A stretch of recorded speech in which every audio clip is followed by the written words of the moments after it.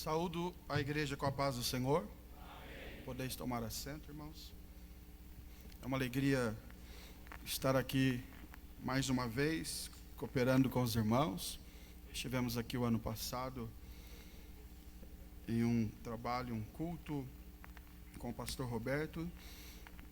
E ontem já participamos da escola e hoje estamos aqui novamente para aprender com os irmãos. E nos é dada também a oportunidade para vos falar a palavra de Deus. Agradeço ao presidente desta igreja, ao pastor Roberto, e a alegria que eu tenho de desfrutar da amizade e o carinho que ele tem sempre conosco.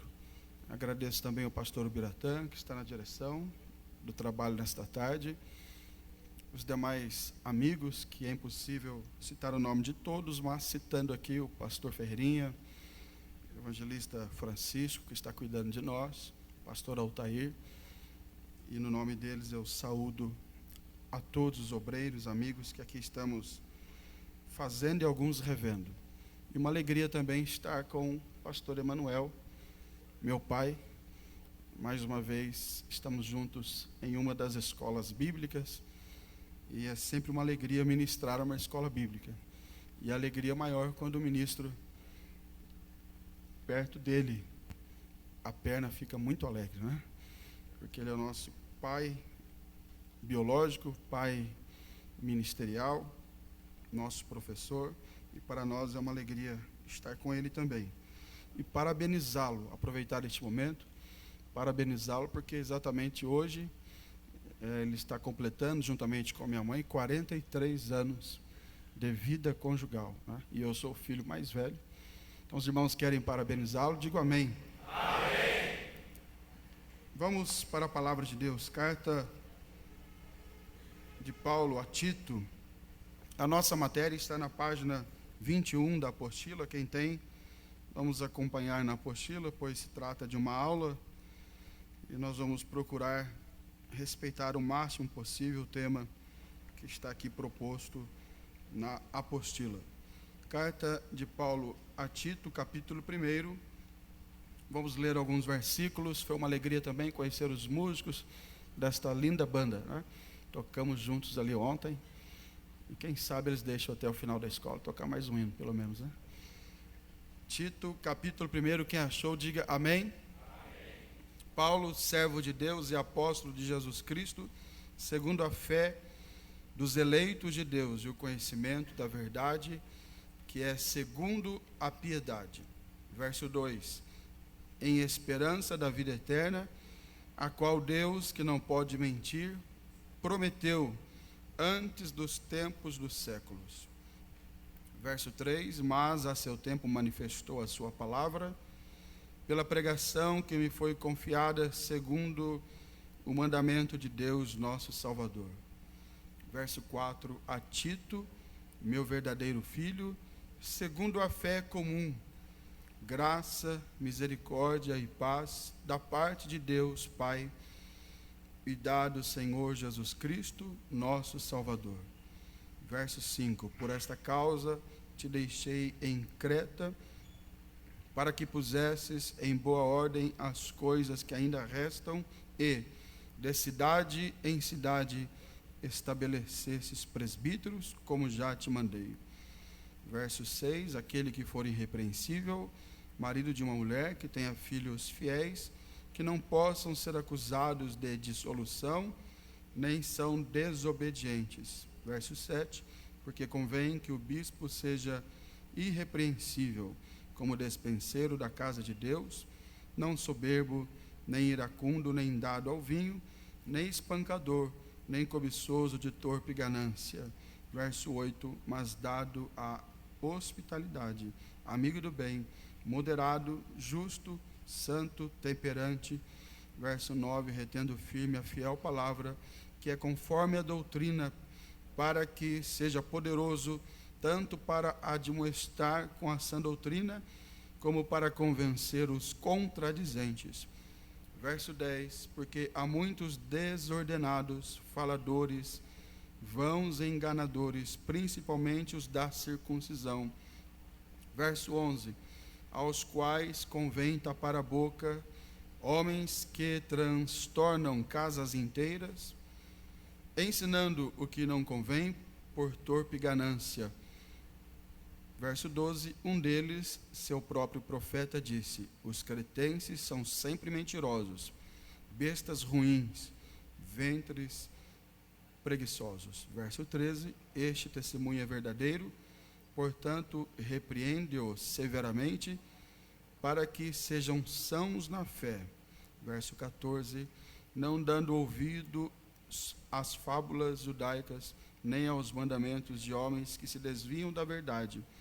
Verso 15, todas as coisas são puras para os puros, mas nada é puro para os contaminados e infiéis. Antes, o seu entendimento e consciência estão contaminados.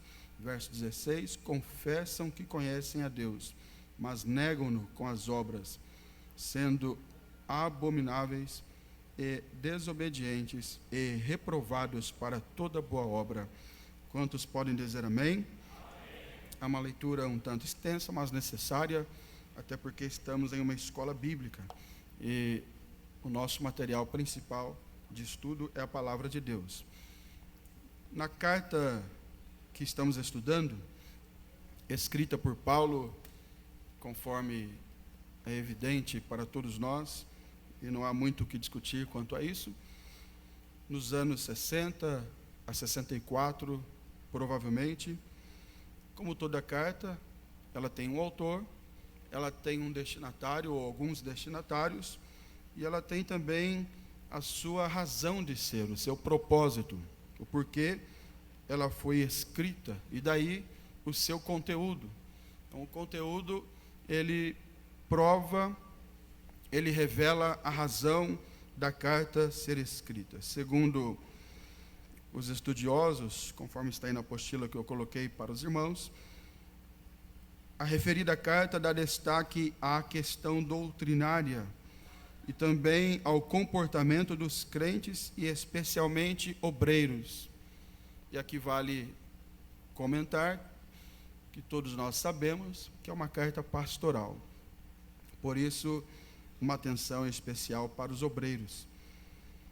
E também ela trata da família e da sociedade em modo geral e especialmente da igreja de Cristo que estava ali na ilha de Creta, que eram algumas cidades que formavam aquela ilha, e ali Paulo passou, estabeleceu um trabalho e teve agora também que orientar aquela igreja e o líder daquela igreja, que no caso, neste momento, é Tito, que foi o obreiro que Paulo deixou ali como pastor da igreja ou das congregações daquela ilha na cidade de Creta.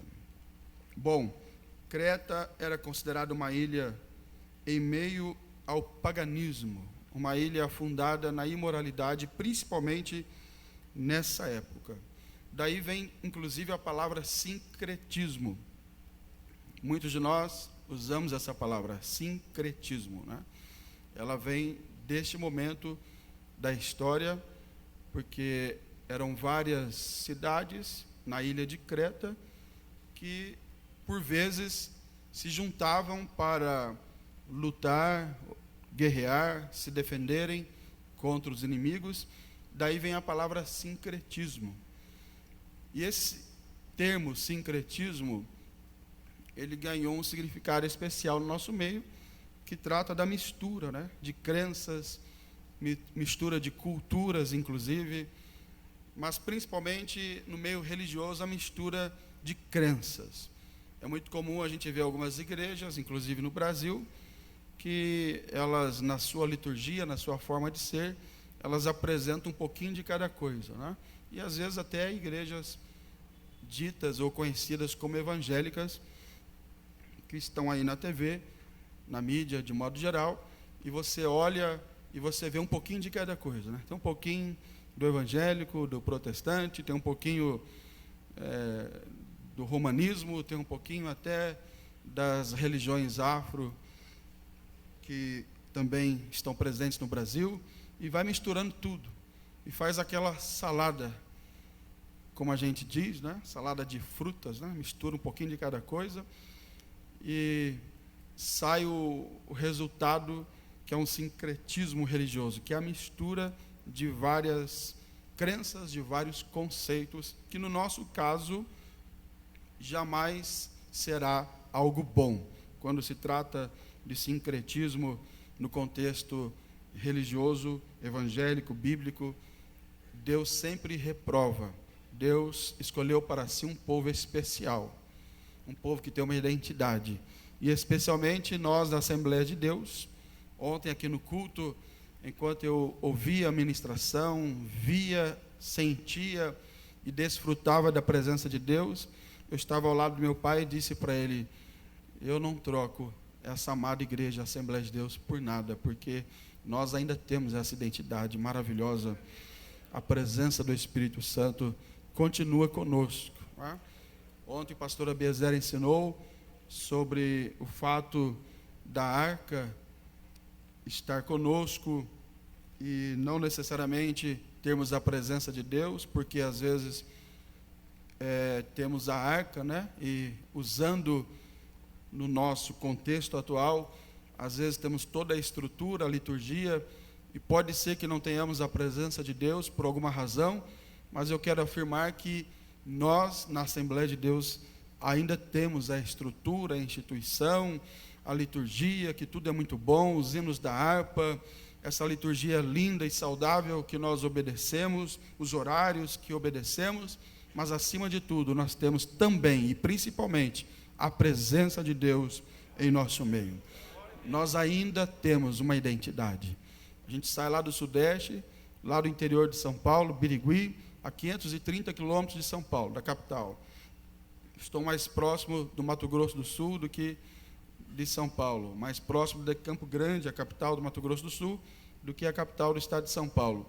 A gente sai de tão longe, vem aqui e não sente quase nada de diferença. Algumas diferenças regionais, a forma de falar, mas na realidade a essência é a mesma, porque nós somos assembleanos e, acima de tudo, somos crentes em Jesus e desfrutamos da presença do Espírito Santo. Mas esse sincretismo vem lá de Creta, porque era uma ilha afundada na imoralidade, no paganismo, mas ali também chegou a igreja. Ali também chegou o apóstolo Paulo, que foi o grande líder do cristianismo, como ouvimos aqui ontem na introdução da mensagem do pastor Elianai Cabral. Ali também chegou o evangelho.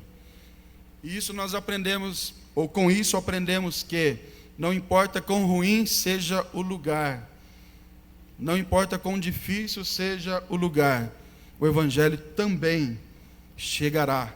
Se já não chegou, chegará naquele lugar. Às vezes há lugares no Brasil, falando agora do Brasil, que são tão difíceis, mas o evangelho também chegou lá. Há lugares no mundo que vivemos, no mundo atual, que são tão difíceis. Você olha assim, passei numa determinada nação esses dias, estava comentando com meu pai, e disse para ele ali, estava de passagem indo ao Japão, numa escola bíblica, e naquela passagem nós saímos um pouco, uma nação de religião muçulmana, árabe, e eu só via mesquita, né? E eu disse para os irmãos, os obreiros que estavam comigo: será que a gente não consegue um dia ter um trabalho missionário aqui, trazer um missionário para cá? E conversando sobre missões, de repente a gente para num lugar para tomar um sorvete, e a pessoa que foi nos atender, a gente começou a conversar, descobrimos que é do Quênia, continente africano. Perguntei se ele era cristão, ele falou que sim. Perguntei de onde, aí ele falou: Assembly of God, sou assembleano. Lá no meio dos muçulmanos, a primeira pessoa que eu falei era um assembleano. Aí comecei a perguntar para ele: tem igreja aqui? Ele: ainda não, formada não pode, mas a gente se reúne, algumas pessoas que vieram para cá para trabalhar, a gente se reúne em alguns hotéis, alguns lugares, e eu vi, irmãos, que o evangelho vai entrando. Eu estava no Japão, na escola bíblica, e o presidente da convenção me contou que mudou agora o imperador no mês de maio, e na mudança do imperador, teve uma cerimônia, e pela primeira vez na história do Japão, a cerimônia, quem cantou foi a filha do pastor da Assembleia de Deus lá no Japão, presidente da convenção. Ela cantou lá na cerimônia da mudança de imperador no Japão. E ele me contando, e a esposa dele também dizendo, que a neta do imperador foi estudar na Inglaterra, numa escola cristã, e voltou com uma sementinha do Evangelho. E lá o imperador já está dando uma abertura também para o Evangelho. E lá em Creta não foi diferente, o Evangelho chegou. Jesus começou a salvar. Atos capítulo 2, versículo 11 diz: cretenses e árabes, todos nós temos ouvido em nossas próprias línguas falar da grandeza de Deus.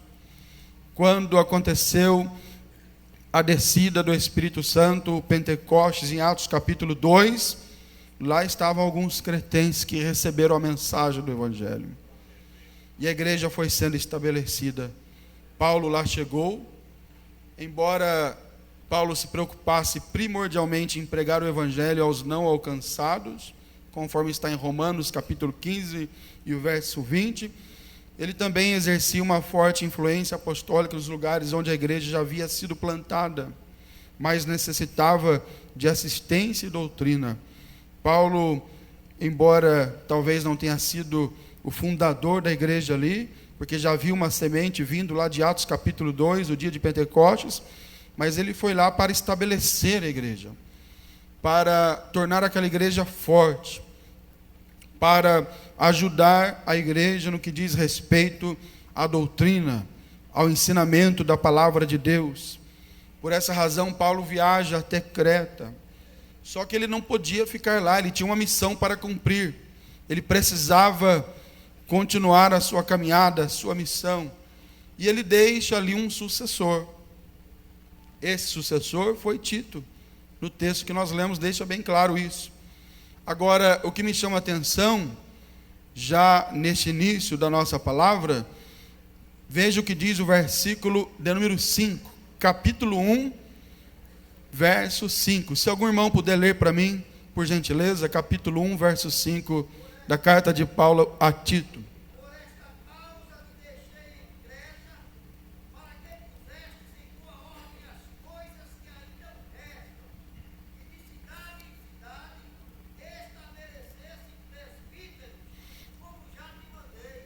Veja, irmãos, que Paulo faz ali um trabalho de fortalecimento das bases doutrinárias da igreja, mas ele precisa continuar.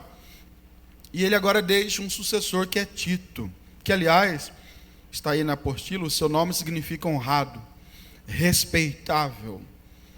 E aqui vale um comentário também, por se tratar de uma escola, vamos devagarinho. Ninguém ficará na responsabilidade de um trabalho se não tiver as virtudes que estão no significado do nome Tito, se não for alguém honrado, respeitável. Porque às vezes as pessoas querem cargos na igreja, mas não são pessoas honradas, respeitáveis, amáveis. E alguns até dizem: olha, mas se Deus quiser, Ele vai me achar do jeito que eu sou. E o pastor pregou ontem aqui que isso não serve para o Evangelho. Eu recebi muito aquela palavra de ontem, porque nós precisamos do buril, né, para ser lapidado. E às vezes a pessoa diz: se Deus me quiser, Ele vai me achar onde eu estou e do jeito que eu sou. Eu não dependo de homens. Mas Tito ficou lá em Creta porque ele era alguém respeitável, amado, de confiança. E por isso Paulo deixa ali como seu sucessor. E outra coisa interessante é que Paulo lhe deixa ali e diz para ele: olha, por esta causa, ou seja, havia uma razão. Ele não ficaria ali sem razão, sem causa, sem propósito.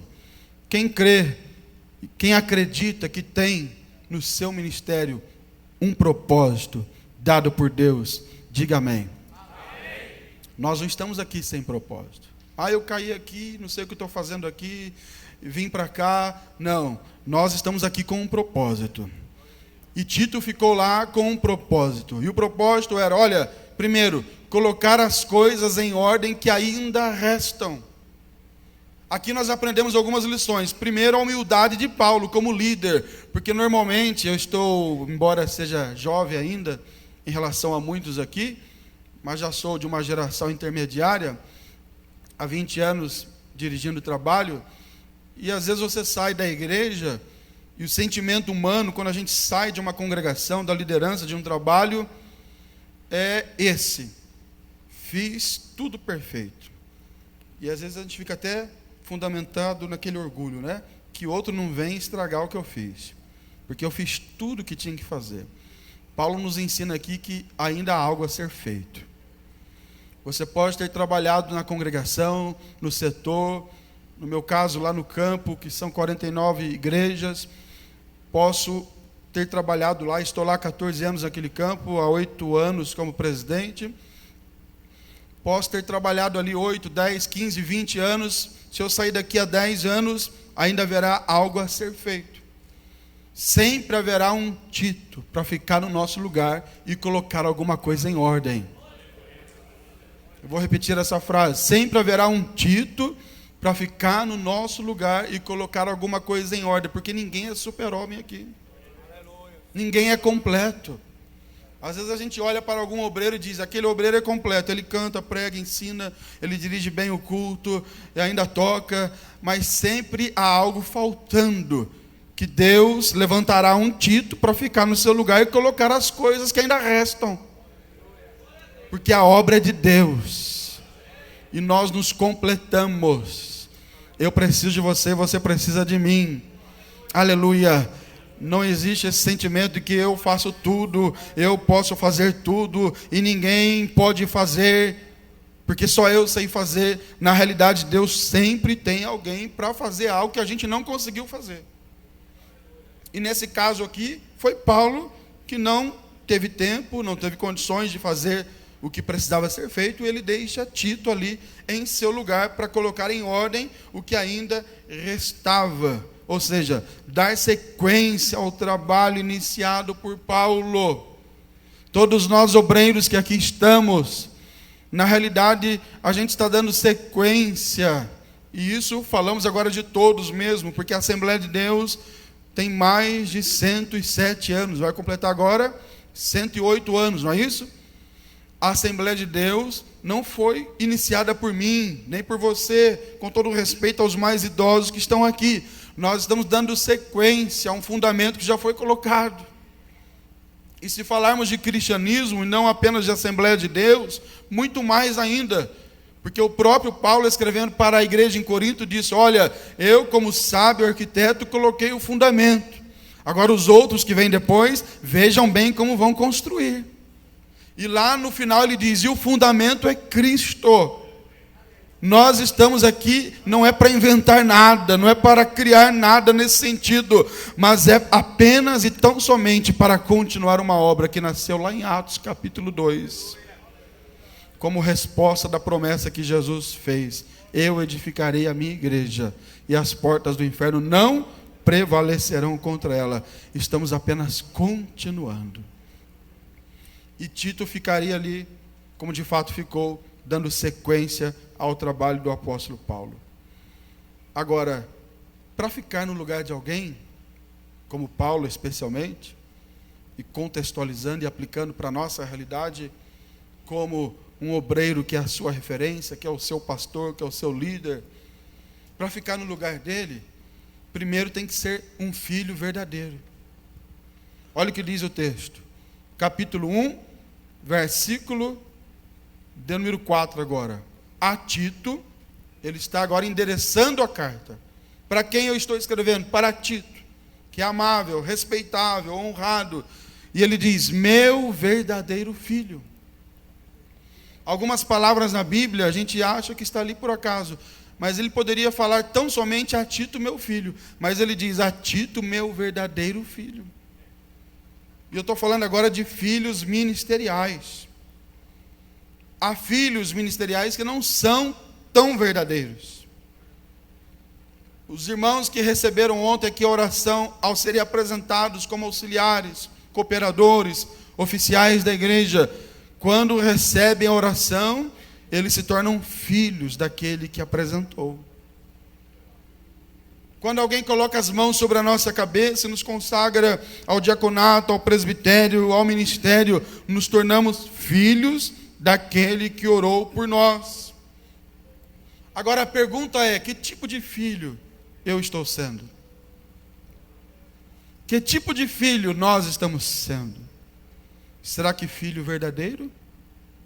Ou um filho não tão verdadeiro assim, para não dizer falso, para não dizer mentiroso, porque a Bíblia diz aqui sobre os mentirosos. Mas eu não quero ser tão pesado assim. Tito é chamado de filho porque ele devia a sua vida espiritual e ministerial, principalmente a ministerial, para Paulo, o seu mentor. E ser filho fala de referência.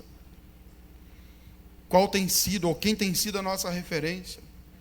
Eu coloquei na apostila, ainda na página 21, o obreiro precisa de referências espirituais saudáveis. Um filho traz consigo características do pai. Exemplo, está aqui à minha esquerda o meu pai, bonito. Está aqui o filho, bonito também. Vocês podem dizer amém? Só não tem a cabeça branquinha ainda, né? Mas chegarei lá, se Deus permitir. Um filho traz a característica do pai. Um filho, ele traz os traços do pai. O jeito de falar às vezes, o jeito de andar, até os gestos, porque ele tem o pai como referência. E no ministério, também temos referências. Pode prestar atenção que o obreiro que trabalha muito tempo ao lado de um pastor, ele vai se tornando igual ao pastor. Já observou isso? Ele dirige o culto igual, ele até prega igual às vezes. Até o jeito de falar é igual. Não é que o pastor impõe isso, é que é uma coisa automática. Não é isso? Quem está lá em São Paulo com o pastor Zé Wellington, que é o nosso caso, o pastor Zé Wellington tem um famoso aleluia, né? Aí quase todo mundo fala um aleluia igual ali. Mas não é porque ele pediu, não é lei. É que é automático. A gente vai muito tempo convivendo, vai aprendendo, e ele é a nossa referência ali, não só em São Paulo, mas em todo o Brasil. Precisamos de referências. Olha o que diz 2 Crônicas 17:3. Quem pode ler para mim? 2 Crônicas 17:3. E o Senhor foi com Josafá, porque andou nos primeiros caminhos de Davi, seu pai, e não buscou Baali. Agora eu pergunto aos irmãos: Davi era pai de Josafá, biologicamente falando? Sim ou não? Não. Está falando de referência. Ao mesmo tempo, a Bíblia, não vou citar aqui, apresenta outros textos e outros exemplos de alguns reis que foram maus, que na realidade foram a maioria, e eles pegaram referências negativas. Mas aqui, quando fala de Josafá, que foi um rei piedoso, a Bíblia diz que ele andou nos primeiros caminhos de Davi, seu pai, ou seja, a sua referência. O seu modelo de liderança foi Davi, seu pai. Ele não buscou a idolatria, a Balaíns. Todos nós aqui precisamos de referências saudáveis. E a escola bíblica é para isso, para a gente ouvir alguém e sair daqui. Eu quero, não é imitar. Cada um tem a sua característica. Não é imitar, mas eu quero ter uma vida ministerial parecida com aquele pastor, parecida com aquele líder, parecida com aquele que ministrou na escola bíblica. Olha a forma que ele ministrou, olha a forma que ele nos ensinou, ou então olha a forma que ele administra a igreja, olha a forma que ele dirige a congregação, o setor, o campo. Precisamos de referências saudáveis. Ser filho também fala de dependência. Ontem estávamos conversando após as aulas, e o pastor Daniel citou uma frase que se aplica aqui neste tópico, já na página 22. Ser filho fala de dependência. O pastor Daniel Nunes disse assim, que um pastor, que não me recordo o nome, disse para ele, quando ele foi consagrado para obreiro, disse assim: olha, você sempre será pai do seu filho, mas você nunca será pai do seu pai. Parece uma frase tão óbvia, mas tem uma riqueza aqui nessa frase. O que ele estava dizendo, aquele pastor? Você nunca será independente daquele que é o seu pai, que é o seu líder espiritual. Isso significa que o obreiro não pode estar solto. E quando eu falo de dependência aqui, irmãos, não é subserviência. Não é aquela dependência no sentido negativo, mas é a dependência espontânea. Você pode ter crescido no ministério. Você pode ter se tornado um grande pregador, um grande líder, conhecido no Brasil e fora dele. Mas nunca se esqueça daquele obreiro que às vezes é simples, e às vezes está no mesmo lugarzinho, mas um dia colocou a mão sobre a sua cabeça. Será que esses princípios ainda valem para nós na Assembleia de Deus? Porque alguns vão crescendo, vão se destacando, e o nome vai aparecendo nos cartazes, nos eventos, e aquele primeiro obreiro lá da congregação que deu a primeira oportunidade é esquecido. É uma escola bíblica, podemos falar isso, irmãos? Eu cito aqui um obreiro chamado Gersi, pastor Gersi. Meu pai conheceu, ele já dorme no Senhor. E num período que eu congreguei na cidade de Campinas, na Assembleia de Deus ali em Campinas, trabalhava naquela cidade, congregava lá. E eu cheguei já como presbítero, e eu até disse para minha esposa, eu era bancário na época, e eu disse para ela, não quero muita responsabilidade não, eu quero ficar parado. Já tinha ajudado a dirigir trabalhos, trabalhava com missões, desde aquela época, trabalho até hoje. E eu disse para ela, eu quero ficar parado, quero ficar quietinho aqui. Fui lá para a sede, grande, né? Vou ficar escondido aqui. Mas nunca perdi a escola dominical, né? Porque o pastor que está aqui à minha esquerda, meu pai, ele dirigia uma congregação, mas ele era professor da escola dominical na sede também.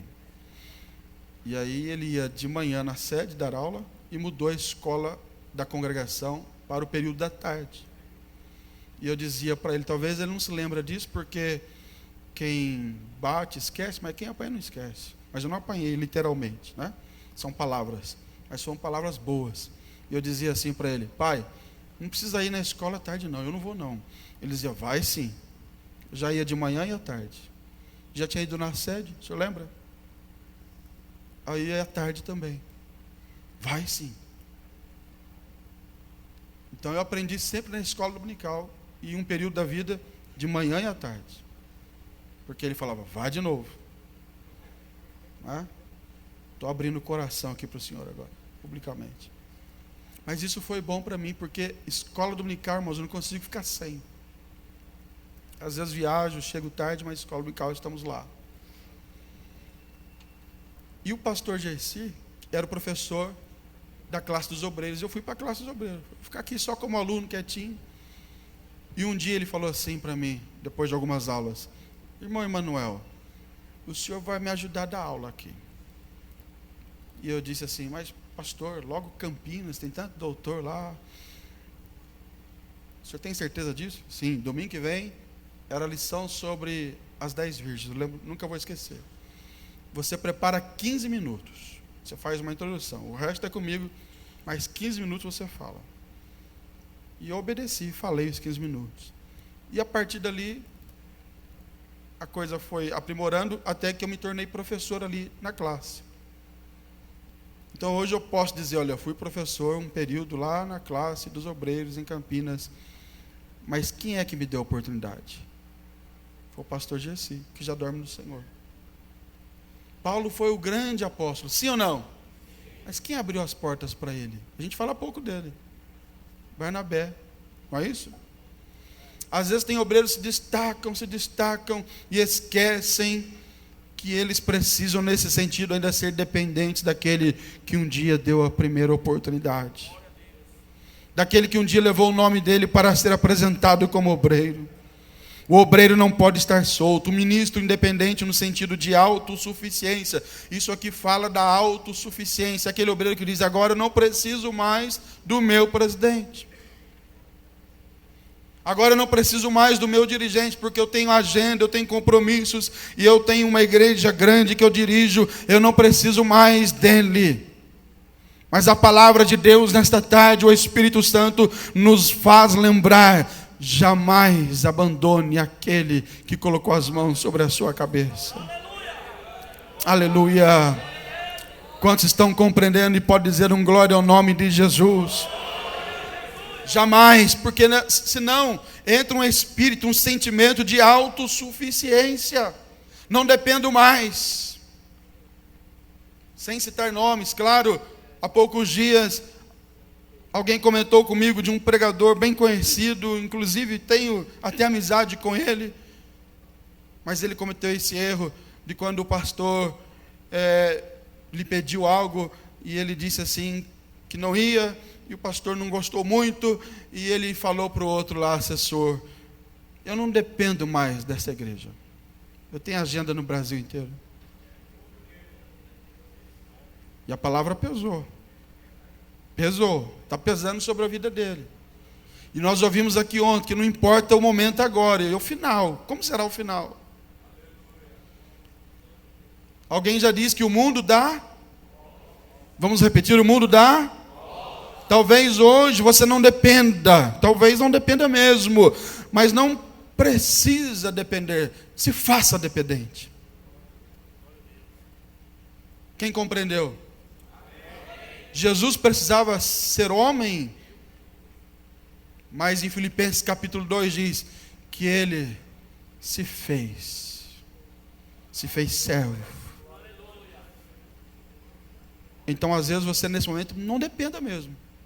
Não depende financeiramente, não depende de agenda, não depende de igreja, não depende do seu presidente, mas essa escola é para mostrar para mim e para você: se faça dependente, porque autossuficiência não cabe no ministério. Aliás, em lugar nenhum. E principalmente no ministério. Filho fala de dependência.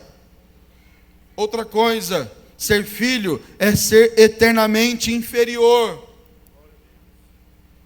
Você nunca, eu nunca, nós nunca seremos superiores ao nosso Pai. Nunca. Ele sempre será maior do que nós. Biologicamente falando, sim, também.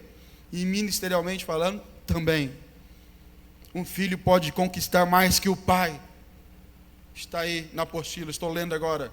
Pode ficar mais rico que o pai. Pode adquirir mais conhecimento intelectual que o pai. E outras conquistas secundárias, mas um filho jamais terá mais experiência de vida que um pai. Pelo simples fato de que nenhum filho chega antes no mundo. Nenhum filho chega antes que o pai. Essa é a lei que Deus implantou, Deus instituiu. O filho será sempre eternamente inferior ao pai. E no ministério não é diferente, um filho será sempre inferior ao pai. Mas é preciso ser filho genuíno. Tito não era apenas um filho, mas ele era um filho genuíno. Ser genuíno fala de ser legítimo, fala de ser verdadeiro. É aquele que não sofreu alterações e nem modificações. É aquele que não se misturou, não sofreu adulteração. Há alguns obreiros que são filhos, mas lhes falta a genuinidade. Como assim, pastor? Na frente do pastor, meu pai, meu chefe, que eu nem gosto dessa palavra, porque chefe é lá fora. Aliás, lá na empresa já não usa mais chefe. Não é? Já não se usa mais isso. Empregado, chefe. É outro linguajar lá. Não gosto dessa palavra chefe, mas é pastor. E alguns chegam e dizem: meu pastor, meu pai, conta comigo. Mas quando viram as costas, não são verdadeiros. Não são genuínos. Não são sinceros. É mera média. Sabe aquele fazedor de média? Principalmente em dia de aniversário de pastor. Alguns vêm, fazem aquela média, conta comigo, o Senhor pode sempre contar comigo, e tal, para o povo ver, para o povo ouvir, não é? Faz média, mas no dia a dia não é verdadeiro. É preferível a gente não falar nada, mas ser realmente fiel com as nossas ações. Exemplo, um marido, quem é casado aqui, levante a mão. Não adianta ficar dizendo o dia todo para a esposa, eu te amo, eu te amo, eu te amo, mas não paga nem uma coxinha para ela.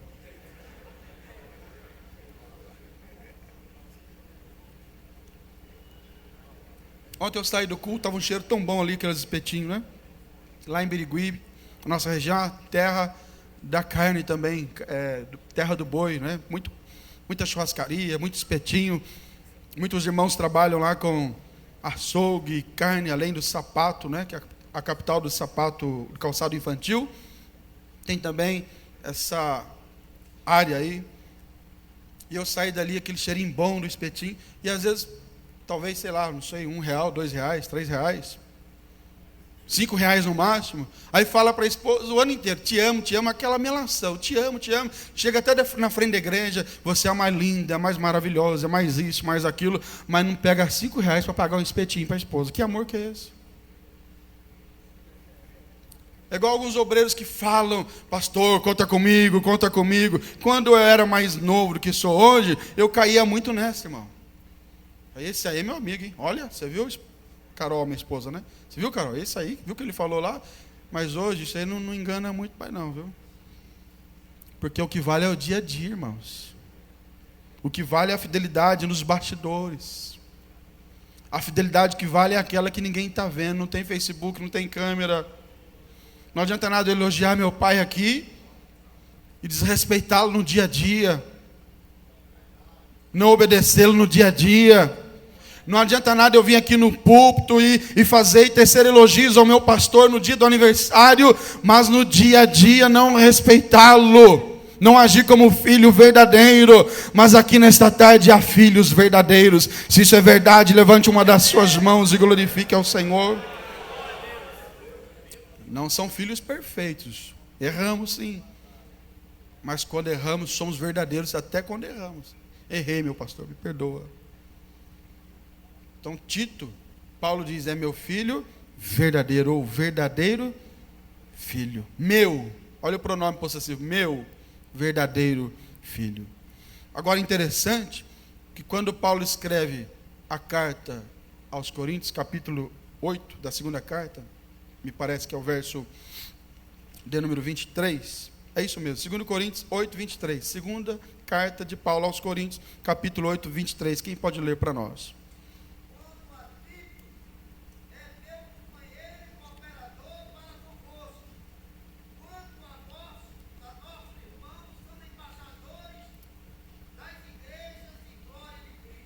Quanto a Tito, isso aqui é uma conjectura minha, se eu estiver errado, depois o pastor Elenar, não sei se já chegou, ele vai corrigir. Uma conjectura minha. Né? Quando Paulo escreveu a carta para a igreja em Corinto, me parece que foi antes das cartas pastorais, correto? Paulo escreve e chama Tito de cooperador e companheiro. Quando ele escreve agora a carta pastoral a Tito, que no meu modo de ver, depois, ele chama Tito não mais de companheiro, simplesmente. Ele chama agora de meu verdadeiro filho. Observe que há uma progressão de relacionamento. Primeiro é companheiro, agora já é verdadeiro filho. Não basta ser apenas companheiro. É preciso também ser amigo. Quando Paulo fala de Epafrodito, fala que é companheiro, é amigo. E era amigo dele, era irmão. Porque às vezes somos companheiros, estamos na mesma labuta, mas não somos irmãos verdadeiros, não somos filhos verdadeiros. Mas no caso aqui de Tito, ele começa como companheiro, mas agora já é verdadeiro filho de Paulo. Vamos aumentar sempre a nossa relação de fidelidade com aqueles que estão sobre nós. Ser filho é bom. Ser filho genuíno é melhor ainda. Você pode levantar uma das mãos comigo? E você pode dizer, eu quero ser filho genuíno. Ou melhor, continuar, porque eu sei que vocês já são. E Tito era esse filho verdadeiro, genuíno. Mas há pais ministeriais que quando olham, página 22, aí no terceiro tópico, que quando olham para a atitude de seus filhos, pensam, eu não ensinei isso para ele não. Isso aí que ele está pregando eu não ensinei não. Isso que ele está fazendo eu não ensinei não. É frustrante e decepcionante para um pai ver um filho tomar caminhos diversos daquele ou daqueles que foram ensinados pelos pais. Embora este versículo retrata uma situação geográfica, mas é um princípio bíblico. Provérbios 22, 28. Não remova os antigos limites que seus pais fizeram ou estabeleceram. Somos filhos e precisamos, como filhos, dever sempre esse respeito, esse amor para com os nossos pais. Agora olha o próximo tópico. Um filho tem direito à sucessão. Eu trabalho com direito, com advocacia também. E o direito de família, direito de sucessão, isso a lei estabelece. E no ministério? Se na vida comum já é assim, e no ministério? No ministério, um líder também passará a sua liderança para os seus filhos. E eu não me refiro aqui a filhos biológicos simplesmente. Não que um filho de pastor também não possa ser ou receber do pai a liderança, mas não são todos chamados para isso. Isso não pode ser uma prática rotineira, mas aqueles que têm um chamado de Deus podem também receber como filhos biológicos a liderança do seu pai. Mas eu me refiro aqui à questão ministerial. Aquele que está ali servindo com fidelidade ao seu pai, ao seu líder, ao seu pastor, ele também receberá a bênção do seu pastor. Exemplo, na Bíblia, Moisés tinha um filho chamado Josué, que estava junto com ele. Porque às vezes alguns obreiros dizem, olha, eu não tenho compromisso com o homem, eu vou ficar lá distante, se Deus quiser me achar, me acha lá. Mas eu te digo nessa tarde, com muita humildade e respeito, esteja ao lado do seu pastor. Não é ao lado, como já disse, para bajulação, mas é ao lado para servir. Moisés tinha Josué. Elias tinha quem, irmãos? E olha que Elias até quis. Não, fica longe de mim. E Eliseu falou, olha, eu não te largo, eu não te deixo. E ele recebeu a bênção de Deus na sua vida. Paulo tinha Timóteo, tinha Tito. Paulo não deixaria em Creta um desconhecido, alguém que não falasse a mesma língua. É preciso falar a mesma língua. É preciso ter o mesmo norte, a mesma direção, a mesma visão. Aliás, duas visões é a palavra divisão. Às vezes você pensa assim, mas eu não concordo com isso. É um direito nosso não concordar. Mas aquele que está sobre nós, aquele que é o nosso líder, ele tem a visão. Deus deu a ele a visão. E Paulo deu a Tito a visão, olha, fica aí em Creta. Para fazer o quê? Página 22, lá no finalzinho. Para dar continuidade ao trabalho e aprimorar o trabalho. Continuidade é segmento, sequência. Aprimorar é melhorar, aperfeiçoar. Entendo que quando Paulo escreve para Tito, ele está dizendo, claro, deixando claro que Tito deveria atentar para o propósito. Uma missão a ser cumprida. Ele não estava lá por acaso, havia uma causa. E a causa foi pré-determinada. É por isso que eu estou te deixando em Creta, Tito. Esta causa é delimitada no texto da carta. O obreiro precisa ter ciência da causa da sua estada no ministério, inclusive a causa de estar em determinado lugar. Porque às vezes o pastor diz, olha, fica lá em determinado lugar para fazer isso até tal tempo. E quando ele chega lá, ele muda a causa, muda o propósito. Não pode, é preciso continuar e aprimorar, se necessário for, aquilo que recebemos de alguém. É preciso o que mais também, além de aprimorar, é preciso, aí o tópico 2, para a gente cumprir o horário, é preciso frutificar. Tito não deveria apenas continuar e aprimorar o trabalho, ele deveria também frutificar, ou seja, gerar filhos ministeriais. Sua missão era formar obreiros de cidade em cidade. Porque às vezes o obreiro recebe o trabalho, recebe a missão, e ele guarda para si, ele centraliza, direciona tudo para si mesmo. Você conhece algum pastor que dirige o culto? Bom, ele chega, dirige a oração, ele canta os hinos da harpa, ele faz a leitura oficial, ele ora depois, ele distribui as oportunidades, ele prega, ele faz o apelo. Só faltou ele aceitar Jesus, porque o resto ele fez tudo. Ele não delega, ele não frutifica, ele não dá fruto. Dar fruto, irmão, fala de gerar, de multiplicar.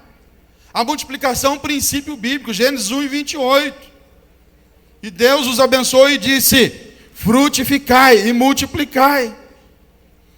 Aleluia, estamos aqui para aprender e frutificar e multiplicar. Não é para guardar conosco, não. Deus nos chamou para gerar, para frutificar e multiplicar no seu reino. Jesus também falou sobre isso. Não fostes vós que escolhestes a mim, mas eu escolhi a vós e vos nomeei, ou seja, dei autoridade, deleguei, para que vades e deis fruto, e o vosso fruto permaneça. Aleluia. Quantos de nós queremos frutificar mais no trabalho, multiplicar, frutificar? Dê um glória ao nome de Jesus, o frutificador. Ele é uma bênção, irmãos. Ele é uma bênção, porque ele está tocando o instrumento dele, mas já está pensando em alguém para ele ensinar, para que o dia que ele faltar tenha alguém. Agora tem outros que não, ele quer que não tenha ninguém, para que quando falte, ele fica um vazio. Isso é egoísmo. Mas Paulo falou: fica aí e vai estabelecendo presbítero, vai multiplicando, de cidade em cidade, vai dando continuidade, vai aprimorando, vai multiplicando. Que mais? Qual outra razão? Estou terminando. A missão do compartilhamento da liderança. E que cada cidade, ou em cada cidade, estabelecesse presbíteros, como já te orientei. Que belo exemplo. No ministério, diga comigo, no ministério. Estou lendo agora a página 23, lá no finalzinho. No ministério, diga. Precisamos compartilhar a liderança. Olhe para mim e escute, ninguém faz nada sozinho. Ninguém. Não sou o melhor exemplo aqui, não quero fazer esse papel. Há homens muito experientes aqui na nossa retaguarda. Mas temos cultos familiares nas casas. Temos lá no nosso campo um trabalho de cultos nos lares. E ali a gente pega um obreiro mais experiente e coloca 3 ou 4 menos experientes e vão dirigir culto. Vão trabalhar. Nos cultos da semana também há escalas. No mínimo 2 dirigindo os cultos. Por quê? Para as pessoas crescerem. E as pessoas crescendo na obra, o obreiro crescendo, quem vai ganhar é o reino, irmãos. Não podemos ter aquela visão de, olha, eu quero que seja só eu. O dia que eu sair da igreja, tem pastor que nem pode viajar, porque se ele viajar não tem ninguém para fazer nada. A igreja para. Porque a igreja se tornou tão dependente dele, porque é só ele. E isso parece que é bom, né? Olha, eu sou bom, eu sou o cara, e tal, e ninguém depende de mim. Ou melhor, eu não dependo de ninguém e todo mundo depende de mim. Eu faço tudo sozinho. E o dia que ele sai, ele fica até feliz, porque deu errado. Está vendo? Precisam de mim. Mas ele está pensando nele. Mas quem pensa no reino, ele fica feliz quando sai e a obra continua do mesmo jeito e às vezes até melhor. Quem quer multiplicar no reino, frutificar, compartilhar, dê um glória a Jesus aí.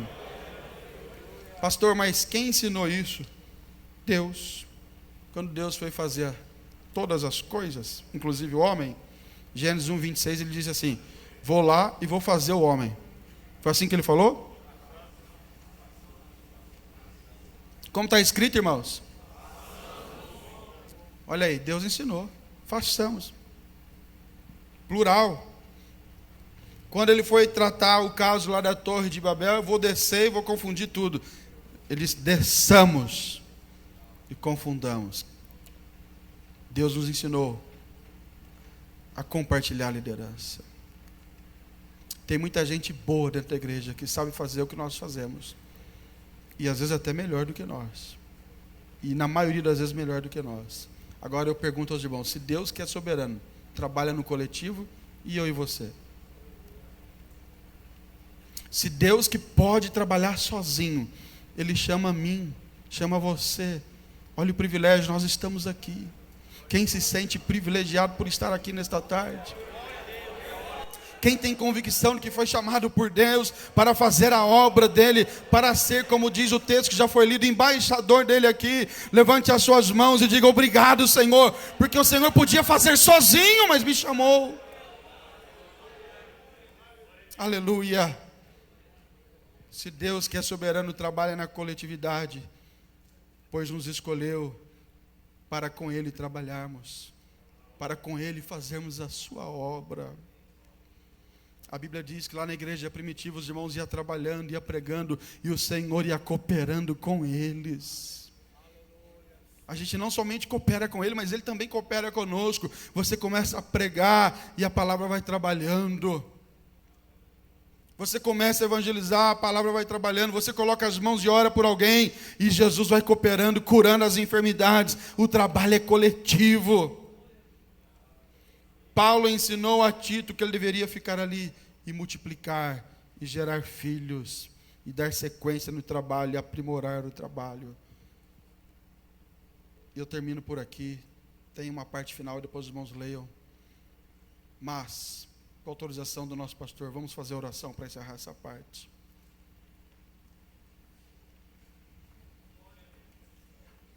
Quem quer multiplicar mais no reino de Deus? Curva a sua cabeça e oremos juntos.